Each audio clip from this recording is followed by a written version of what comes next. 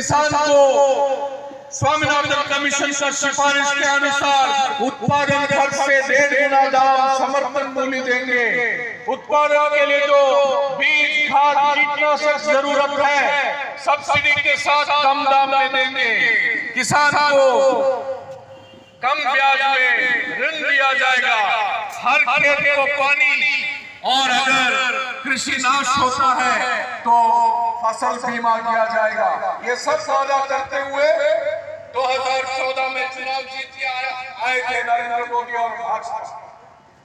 चुनाव जीत के एक हफ्ते के अंदर हम लोग जाके अखिल भारतीय किसान सभा से हम लोग जाके कृषि मंत्री, जो उस टाइम के कृषि मंत्री आपके बिहार से ही आते थे, राधा मोहन सिंह, उनके घर पर गए और हम उनसे मांग किए कि आप जैसे वादा किए थे उत्पादन का खर्च से 1.5 गुना दाम समर्थन मूल्य, इसको आप लागू कीजिए, ये आपका वादा है। तो राधा मोहन सिंह जो इस देश के कृषि मंत्री थे वो हमको कहे आप इसको इतना गंभीर रूप से क्यों देख रहे हैं, क्यों इतना सीरियसली इसको मानते हैं। चुनाव आता है तो चुनाव जीतने के लिए वादे करते हैं, वोट के लिए वादे करते हैं, वो लागू नहीं कर सकते। ये उनका बिना कोई शर्म के वो हमको कहते हैं। कुछ ही दिन बाद अमित शाह जो भाजपा का राष्ट्रीय अध्यक्ष थे वो बोले ये चुनावी जुमले थे, लागू नहीं कर सकते। और नरेंद्र मोदी जो प्रधानमंत्री है, उच्चतम न्यायालय ने एक अफिडेविट देते हुए वो कहे इसको लागू नहीं कर सकते। तो किसान का आमदनी दुगना करेंगे ये वादा करके आने वाले आके एक हफ्ते में किसान को धोखा देना शुरू किए। और जो आमदनी दुगना करने का बात कहे, आज खेती फसल का जो खेती से एक किसान को एक दिन मात्र 27 रुपया कमाई है, ये सरकार का आंकड़ा है। फसल का खेती से एक दिन एक किसान को औसतन सिर्फ 27 रुपया मिल रहा है।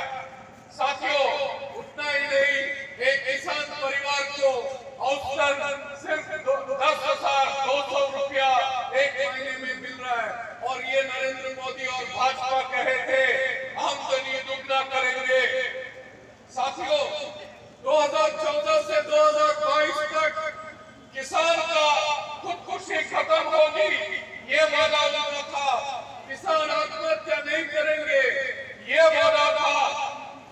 और 2014 से 2022 तक 1 लाख से ज्यादा किसान और खेत मजदूर खुदकुशी किए, ये सरकारी आंकड़े कहते हैं। इसमें बहुत से महिला का संख्या इस संख्या में जुड़ा नहीं है, पटाईदार जुड़े नहीं है, आदिवासी दलित किसान इसमें जुड़े नहीं है, भूमिहीन नहीं जुड़े हैं। तो आप समझ सकते हैं ये सभी भी जुड़ते हैं इसमें। तो 1 लाख नहीं, इससे भी बहुत ज्यादा संख्या में आत्महत्या हमारे देश में। इतना गहरा संकट, कृषि संकट, आर्थिक संकट हमारा देश में है। पिछले 3 साल का अगर आपने देखे, दिहाड़ी मजदूर 1,12,000 से अधिक दिहाड़ी मजदूर खुदकुशी करने में मजबूर हुए। मात्र 3 साल में ये दिहाड़ी मजदूर भी आते हैं हमारे ग्रामीण इलाकों से, किसान, खेत मजदूर, बटाईदार के घरों से रोजगार के तलाश में नगरों में, शहरों में पलायन करने वाले ये दिहाड़ी मजदूर 1,12,000 खुदकुशी करने में मजबूर हुए पिछले 3 साल में। मात्र पिछले साल में 42,000 दिहाड़ी मजदूर खुदकुशी किए। और आप सभी जानते, नोटबंदी किए, जीएसटी लगाए और महामारी काल में कैसे किस तरीके से लाखों लोग, खास करके बिहार जैसे राज्यों से जो रोजगार के तलाश में गए थे, लाखों लोग पलायन करने में मजबूर, वापस उनका गांव पलायन करने में मजबूर। भारत का विभाजन के बाद इतना बड़ा पलायन कहीं पूरा दुनिया में कहीं नहीं हुआ। इस पलायन के बीच हजारों लोग मारे गए और इस सरकार उनको उनके लिए कोई भी मदद नहीं किया। साथियों, ऐसा एक सरकार है हमारे देश में, जब गंगा में लाशें बह रहे थे तब उनका प्रचार था Uttar Pradesh number 1, Bharat number 1, Modi number 1, ये इनका प्रचार था। डबल इंजन का बात करते थे। आज ये जो डबल इंजन सरकार है, हमारे देश का हालत ऐसा है कि पटरी से गिर गया है, ना रोजगार है, भुखमरी बढ़ते जा रहा है। दुनिया में 116 देशों में 107 है भारत का स्थान आज। ऐसा एक स्थिति है। और एक कवियत्री लिखी, शववाहिनी गंगा। कोविड काल में अस्पतालों में ना ऑक्सीजन मिलना, ऑक्सीजन का किल्लत, गरीब लोग मारे जा रहे और ये सरकार उनके लिए कुछ मदद नहीं किया। ऐसा हालत है। किसान का हालत हम कहे हैं। हम जब आज पटना से नवादा आ रहे थे, रास्ते में बहुत जगह धान का खेती कटाई चल रहा है। लॉकडाउन में क्या हुआ, कटाई नहीं हो पाई। कटाई अगर हो पाई तो मंडी नहीं ले जा पाए, मंडी अगर ले जा पाए तो खरीदने वाले कोई नहीं थे। लाखों किसान पूरा आमदनी खो बैठे। खेत मजदूर को रोजगार नहीं, लगभग 20 करोड़ मजदूर रोजगार खो बैठे। ऐसा हालत था। और शववाहिनी गंगा, वो कवियत्री जब लिखी, ये हालत जो है हमारा देश का, गरीब जनता का हालत है। पूरा दुनिया भर में इस तरीके का एक हालत और कहीं पे देखने को नहीं मिली। इस रास्ते में जब आ रहे थे, धान का खेती हर जगह हो रहा है, कटाई हो रहा है। धान का दाम कितना मिल रहा है यहाँ, हमारे पहले वक्ता बताए 12,000-1200 में बेचने में मजबूर है, क्योंकि सरकारी खरीद नहीं है। मैं जिस राज्य से आता हूँ, केरल से आता हूँ, केरल में लाल झंडा का सरकार है, वाम जनवादी मोर्चा का सरकार है। वहाँ 1 क्विंटल धान का खरीद होती है 2,870 रुपया में। केरल भी भारत का हिस्सा है, केरल भारत का हिस्सा है। अगर केरल में ये हो सकता है तो बिहार में क्यों नहीं हो सकता है? अगर केरल में हो सकता है, भारत के अन्य राज्यों में क्यों नहीं हो सकता है? हम एक सवाल उठाना चाहते हैं। आज बिहार में जो महागठबंधन का सरकार है, वो लगभग 20 जो लाल झंडे के समर्थन से जीतने वाले विधायक वहां इस विधानसभा में है। इस सवाल वो भी वहां पे उठाते हैं। जमीनी स्तर पर हम एकजुट आंदोलन खड़ा करेंगे और मजबूर करेंगे कि यहाँ का सरकार भी इन मुद्दों पर जवाब देना पड़ेगा। हम जब दिल्ली के सड़कों पर 1 साल से ज्यादा आंदोलन चला तो क्या मांग था? जो नरेंद्र मोदी सरकार मंडी तोड़ो कानून ले आया था, वो कानून वापस करने का मांग था। पर विनोद जी बताए 2006 में यहाँ पे मंडी खत्म हुआ है, इसीलिए आपका धान के लिए सही दाम नहीं मिल रहा है, इसीलिए आपका फसल सही दाम नहीं मिल रहा है।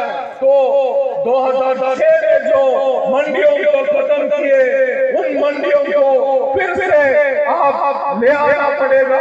ये दबाव हम इस सरकार पर करेंगे।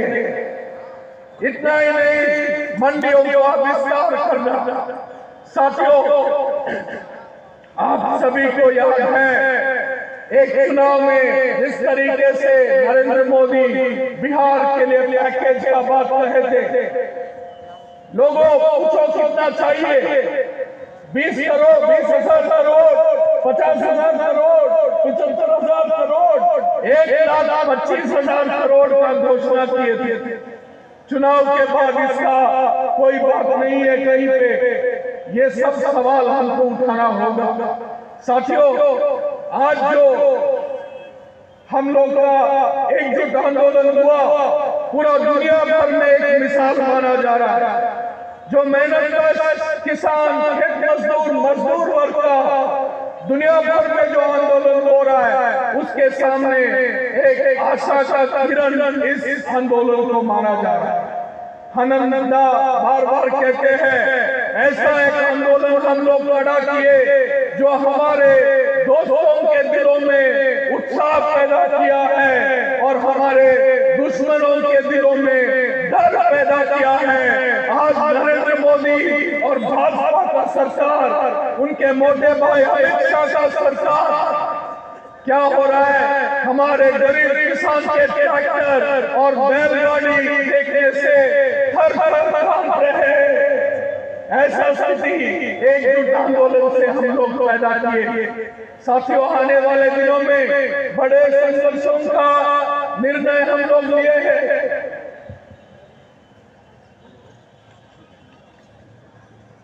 मजदूर किसान एकता को और मजबूत करते हुए, किसान संगठनों का एकजुटता को मजबूत करते हुए हम लोग आने वाले दिनों में मार्च महीने में पूरा देश भर में हम लोग जत्था करेंगे, पदयात्रा करेंगे।